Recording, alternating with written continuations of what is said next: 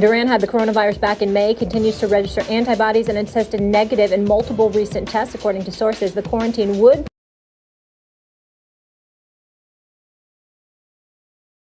put Durant on track to miss 4 games starting Tuesday against the Jazz. The Nets have now won 2 in a row. Meanwhile, the Nets have lost 2 in a row. Meanwhile, the Knicks have won 2 in a row.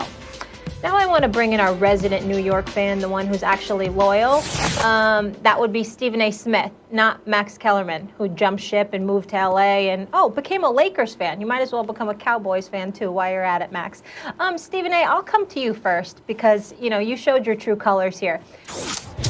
Are you impressed with the Knicks? Are you excited about them? I'm very excited.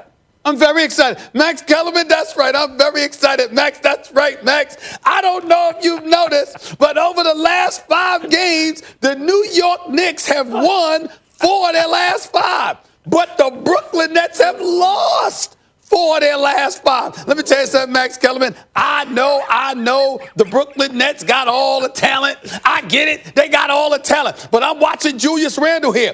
22, 11, and 7 on 50% shooting, 40+% from three-point range. He's playing like an all-star. That's right, I said it, Max. Julius Randle is playing like an all-star. This could, did you see Austin Rivers? He's shooting about 46% from three-point range. He's come off the bench, hit some big shots Saturday night against Indiana, hit a couple of big shots last night against Atlanta. Atlanta's no scrub. In the 4 of those 5 victories, they beat Milwaukee for their first win of the season. Obviously, they beat Cleveland. They beat Indiana, a playoff team. Atlanta has looked pretty good, but struggled against those New York Knicks, who, by the way, Atlanta beat Brooklyn. Now we get to the Brooklyn Nets. Max, KD's averaging 28. He's KD. We all know he's all world. Kyrie's averaging 26. I'll tell you what I noticed about Brooklyn. I see Kyrie shooting more shots than KD. I see Kyrie shooting definitely more in the fourth quarter than KD. And I see a team that's struggling defensively. And we've got analysts, not me, but we've got others that have called the Nets soft. Plus, you ain't going to have Spencer Dinwiddie. Now, you still got Karis LeVert because that brother can play. And here with Kyrie and KD is a lot to love. But the bottom line is this. There's some trouble in Brooklyn. So it's entirely plausible, Max. It's entirely plausible that the Brooklyn Nets can win 45-plus games out of the 72-game regular season, go to the postseason, and still have a disappointing year because they didn't go to the finals. But the New York Knicks can end up winning about 36 games, being a 500 team, making it to the playoffs, and guess what? They'll be looking up. They've got an upside because nobody's expecting anything from them. And by the way, this dude Quickly out of Kentucky, the brother can play. Manuel Quickly is no joke. That's right. They got him. No so guess what, Max? They pulled that draft day trade. I'm not sold on Obi Toppin, which I told you about. But I like the effort. Tom Thibodeau got them boys playing hard. They're a top 5 defense in the NBA. RJ Barrett. You understand what I'm saying? They're dead last in 3-point field goal attempts, but like 11th in percentages made.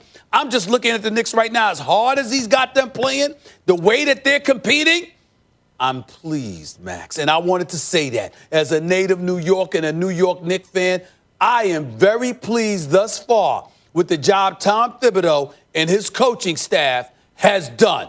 I'm happy.